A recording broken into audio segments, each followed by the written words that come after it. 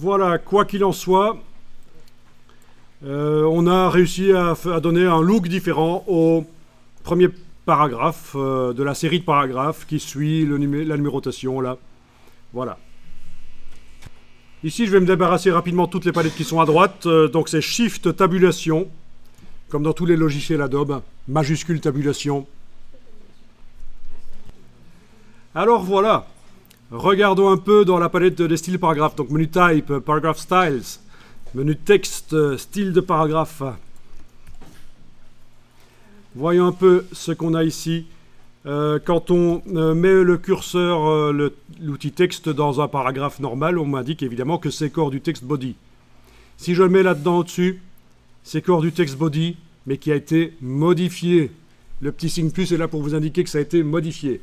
Si je voulais me débarrasser de toutes les modifications, il faudrait que je réapplique le style en cliquant sur le style, là, mais je ne vais pas le faire. Et si ça ne marchait pas, je ferais même Alt-clic pour me débarrasser de toutes les modifications apportées dans le paragraphe ici pour qu'il redevienne comme les autres. Mais je ne vais pas le faire. En fait, ça me convient qu'il soit comme ça. Et alors, on va faire une variante de corps du texte. On va faire un parentage de style. On va avoir le style parent qui sera corps du texte et le style enfant qui sera corps du texte, le chapeau, en fait, on va dire. Vous avez mis le curseur là dans le paragraphe. Vous allez dans le menu ici de la palette style de paragraphe. Vous demandez nouveau style de paragraphe.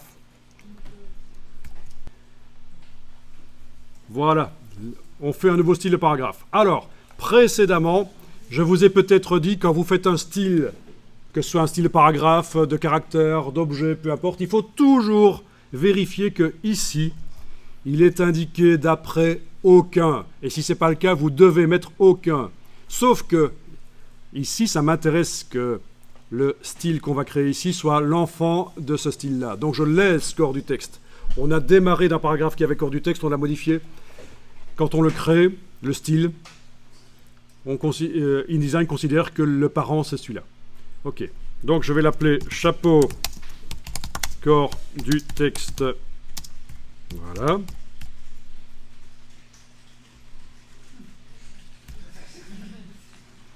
Vous pouvez cliquer sur OK.